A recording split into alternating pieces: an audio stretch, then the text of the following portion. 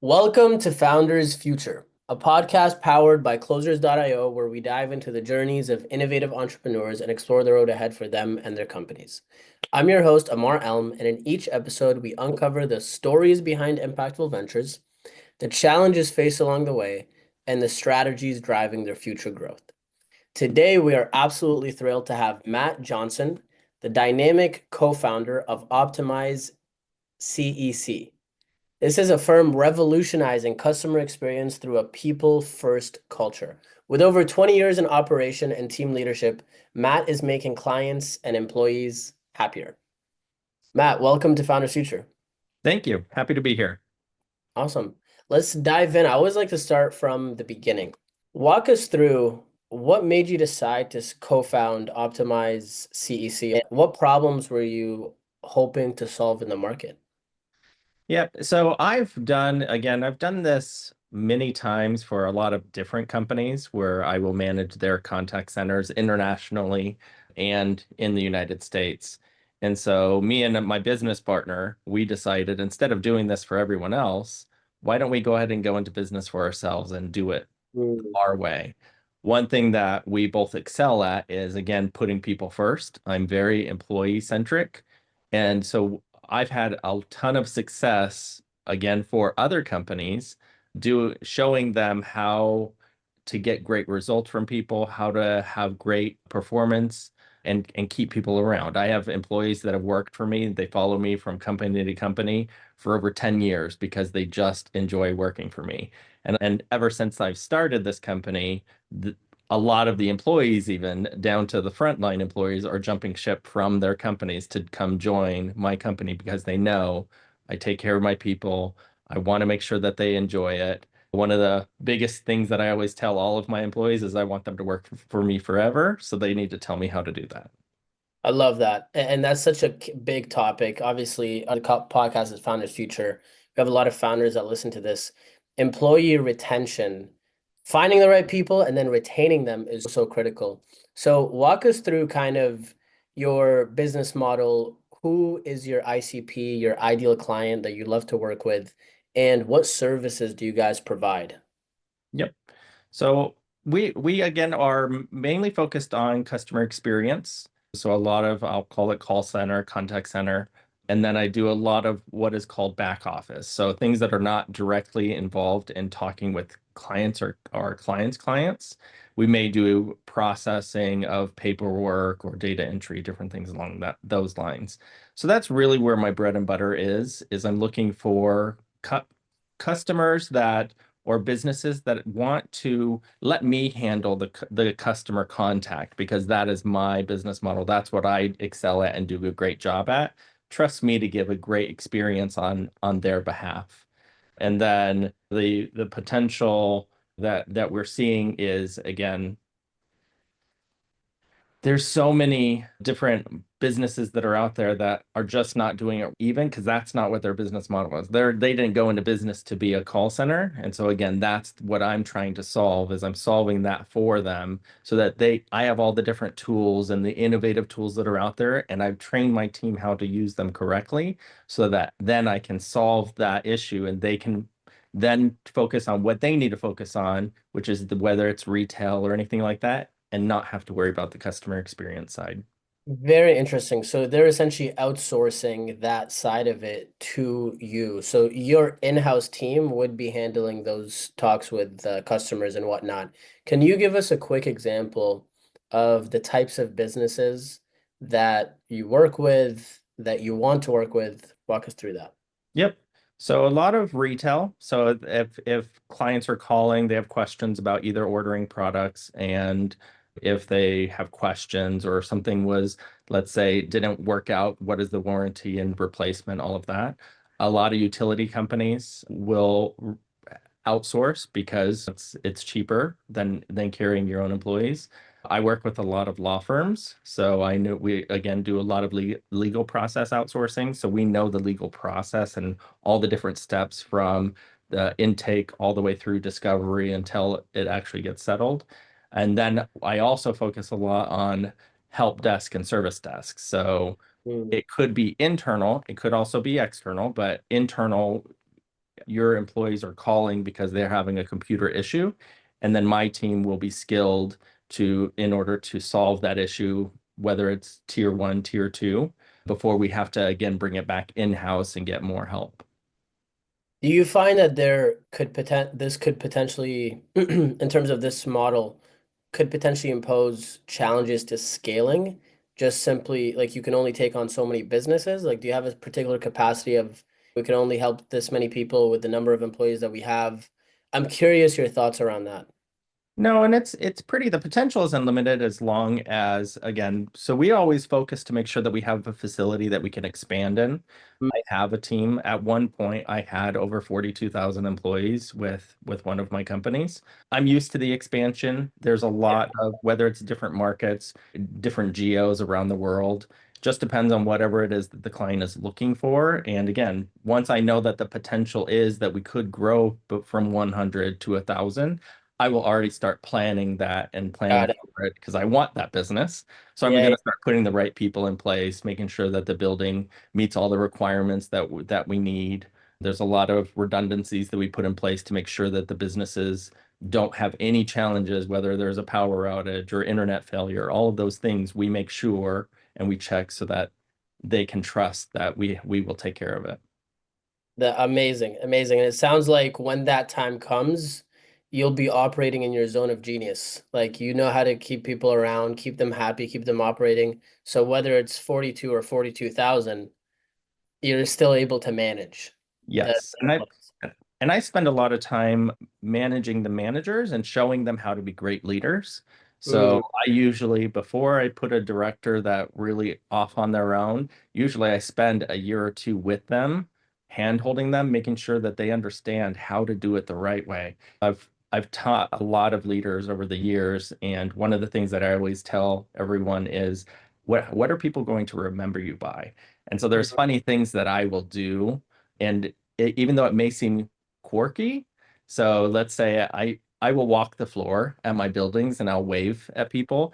And everyone knows at this point, like they'll wave back because if they don't, I will make an example of that person and I will get all cutesy and but it makes everyone smile. And the days that I don't do that, people will make comments and they're like, "We miss your smile. We miss the Oh, wave." So yeah, that's that sort of thing that builds that culture and environment that you're looking for, that people enjoy work. That's what yeah. I want.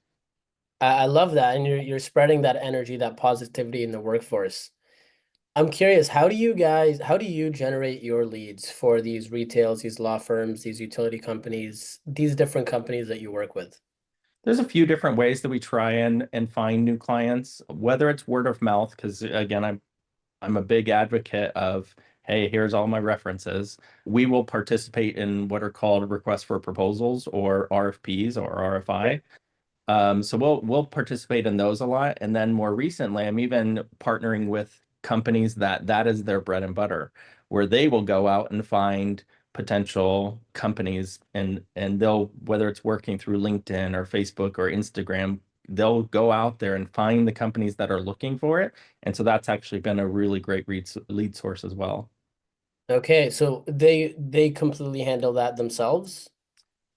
Well, they will to a point. So I give them all the information and then they will scour. They'll basically go out there and find companies and they'll start a conversation with them up until the point when I need to take over. So I will schedule a meeting with them and I will show them all the different tools that we're using, everything like that. I'll give them some demonstrations. I'll show them employees or I'll show them again some of the innovative tools that we're using. So they'll do it up to a certain point and then I take Yeah. over.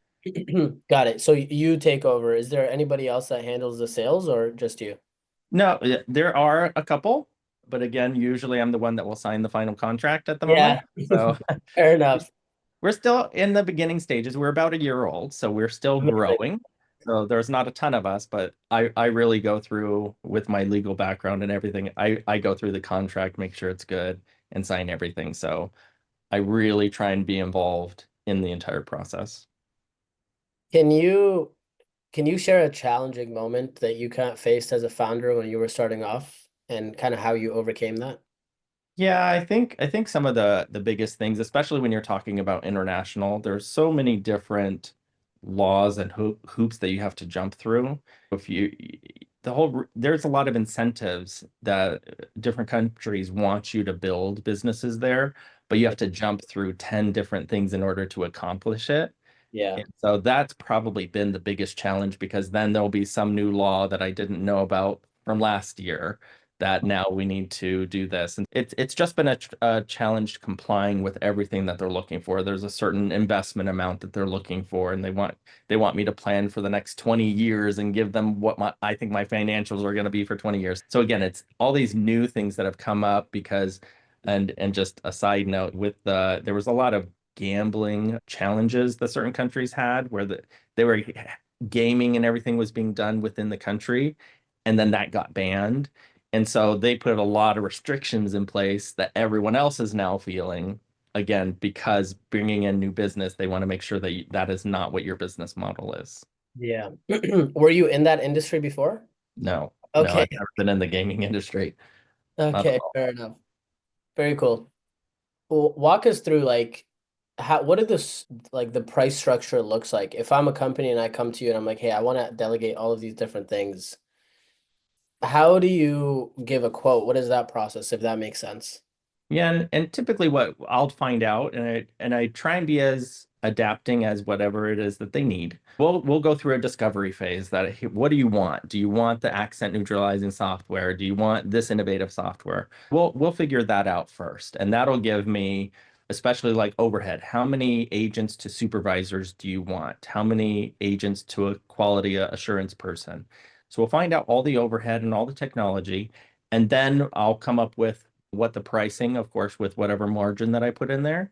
The other way to do it is we will either give them a payroll hour, which every hour that the agent's paid, they'll pay. We can do what is called a productive hour, which is they won't pay for breaks, lunches, and any time that is off the phone, training, coaching, all that sort of thing. So it's just when they're in a productive state. And Yeah. usually that would be a higher rate because they still need to make that margin. So that those are usually in all outsourcing one of the two ways that we will agree to do the pricing. You said two ways. Yeah, it's by payroll hour or Yeah, productive hour. The got it. productive hour is only when they're productive, so Yeah. it's not based on their clock and time at all. You said something accent neutralizing software? Yes. What is that? So that is one of the new innovative technology that's out with AI. And actually, this company's been doing a version of it, but AI over the last couple of years has really skyrocketed and improved it a lot. In certain countries, they have built an AI that it'll actually listen to an agent for about 8 hours, and then it will take their accent out so it'll sound like you're speaking to an American, even though they may be in India or they may be in the Philippines or in Latin America. What? Yeah. Oh my God. And some companies do it wrong though. And so I've tested a few different ones. There's one company that's out there that they basically do a speak to text and then a text to speech. What happens with that is you're unable to hear the inflections and show empathy because now it's just a robot reading words.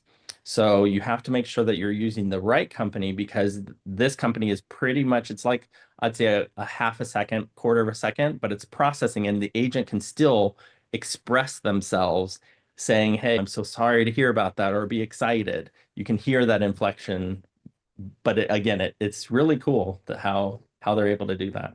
That's a game changer. Yeah, it That's is. crazy. So anytime I get a scam caller now, they can sound just Yeah, perfect. nowadays they could sound like Gwyneth Paltrow. They could be Morgan Freeman. Oh my God. That's we're living in a crazy era. Funny Yes. side note, I found this AI software called Suno, Suno.com. Him? You can create music like that. Like in Really? minutes. Like I put a Yeah. simple prompt of like, hey, this is the kind of song I want. Have it this style. You could also put your own lyrics, but I didn't do that. And in literally 3 minutes, it generated me an amazing song. And I'm like, I'm gonna listen to this every day now. That's crazy. Yeah. I'm amazed with where AI has gone. They can make movies now. They can make music. They can make music videos. They can make presentations for me. I use Yeah. GPT and deep search, like deep, I think it's called deep search. I use Incredible. those Yeah. religiously all the time. Create a picture for me because there's copyright on pictures now. I mean, there always has been, but now AI can create whatever picture I want. We Yeah. were testing it the other day, and I was like, "Hey, make four people sitting in this type of location and mix their races and all this stuff," and it comes up with a picture. So Yeah. it's really amazing. Yeah. It's so important to stay on top of it. And it sounds like you guys are first time I've ever heard of this accent neutralizing software. Walk me through what's your vision like over the next, let's say 12 months. What are your top priorities? Where do you want to see the company? Yeah, so every year my goal is to increase the business by 50%. So that's bringing on and that's a minimal goal. I'm hoping that we can do quite a bit more. But again, as we get bigger and bigger, like that number is going to keep growing. But I want to show I've been with so many different BPOs is what we're called and clients are normally just feel like they're a number, and that's what I want to change. So I want to show that hey, we really care, and I want to put all my leaders in place that we really care. So with that level of growth, I want to continue just bringing on more and more clients, and the goal is again to bring on 1 to 2 clients every quarter, every 6 months, so that we can achieve that goal. But I want to really get big. And then I also want to start going in different geos, Latin America, Africa, different places to give all these different choices to clients, whether or not they need 24-hour support, because that helps, or business continuity. That's another big thing for clients where, that they had their own center. Well, now I can put it in 2 or 3 different locations so that I can assess. So there's a lot of different things that we can do, but our vision is definitely to grow by 50%, bring on new clients every single quarter that we can, and show that we can do this different. Yeah. What's your background, by the way? Just random question. Background like ethnicity or Like ethnicity, yeah, yeah. so I finally did the ancestry, the 23andMe, so I actually get to know it, but I'm about African American. It was about 30% or so, and then heavy English, Britain. Okay, okay, got it. Because when you said Latin America, I was like, you look a little bit Spanish, but I Yeah, wasn't sure. I've been told my entire life that we were part Puerto Rican, but as soon as I got that test, I found out that that was not true. Been lied to. That's crazy. Yep. So with that vision in mind, what do you feel like are the hurdles to scaling faster, potentially? I think one of the biggest hurdles that I experience right now is just because we're so new. When you're talking to these multi-billion-dollar companies, they're used to working with companies that have 50,000 employees or 100,000 employees. And so when I come to them, they're like, "Oh, well, we're not sure that we want to use you." That's probably just my biggest challenge right now. But again, I have amazing people, boots on the ground that I know that we can handle large growth, and I have buildings that are already, I go there myself. I go to the Philippines and check out different buildings and opportunities a few times a year. I know that we can do it. I just need to get companies to give us the chance. Let us show them. And usually what I do is I'll tell them, put me up against your current vendor and I'll show Mm, you how well we can do. yeah, I like that. So do you think it's like a sales process thing, a messaging thing? Where do you feel like the leak in the bucket is when it comes to being in front of those people and getting them to give you a chance? And I think I can get a seat at the table, but I think the biggest thing just is when they look us up. So again, Mm, my business will show that we just started a year ago. yeah, fair enough. And then so when they start doing their research, that's where the challenge is. We have an amazing website. I have an amazing deck that shows all the innovations. It's Yeah, just I try and be upfront.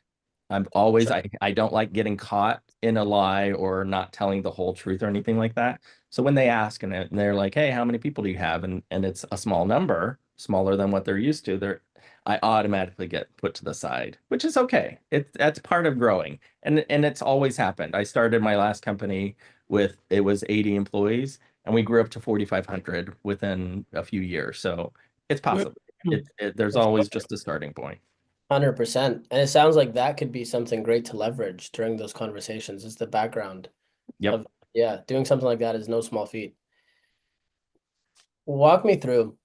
If you had to give a tip to new entrepreneurs that are just starting out, that want to create an amazing culture, that want to retain A player or recruit A players and retain A players, what advice would you give them? Probably the biggest advice is you really have to watch your leaders. That's probably where most companies fail that I've seen, where attrition and all of that happens, is the adage where 8 out of 10 or 9 out of 10 times people quit because of their leader, their direct manager, is 100% true. Though there's been time and time again where I will go and observe, go to the Gemba and see how people are doing it, and they need coaching. They need to be Yeah. developed. So a big part has to be developing your leaders, or you're not going to be successful. That is where it is. That is where it's going to fail, is people's direct managers. Sometimes things, especially when you get so big, you lose touch with how are things actually happening. So Mm, that's the biggest thing that I try and make sure is I will be involved. I always tell everyone, I'm not going to ask any leader to do something that I'm not willing to do either. So I will go and see how are they doing it. Show me how you do the coaching. Show me how you talk to people. I'm going to make sure you tell me the truth because I'm going to go talk to that person and verify. That's my biggest advice is just make sure that you're putting the right leadership in place because not all leaders have it. You have to recognize that it's not, it can be learned, but some people they can't be taught. yeah. But pay attention and develop your leaders 100%. That'll make your life so much easier. What's the best piece of advice you've received about scaling? Probably, I would say that with scaling, I think the hardest part is not so a lot of companies again will not put the right leadership in place first Mm, because they're afraid of spending that money.